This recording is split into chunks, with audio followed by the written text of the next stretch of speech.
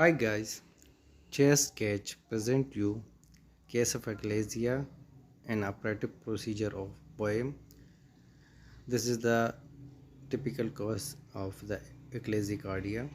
On endogram, upper end of the esophagus is dilated, while on the lower end there is a bird beak appearance of the lower sphincter.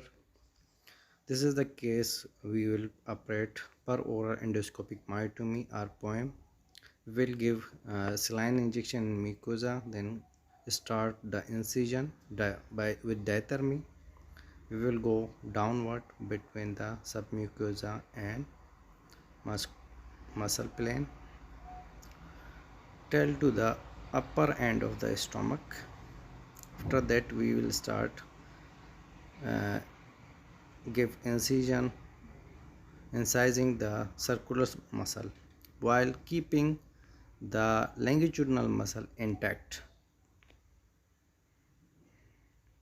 Before doing this, always give methylene blue injection to differentiate between the submucosa and muscle planes. After that, we will at the end we will give endoscopic stapling on the incision side. Thank you guys.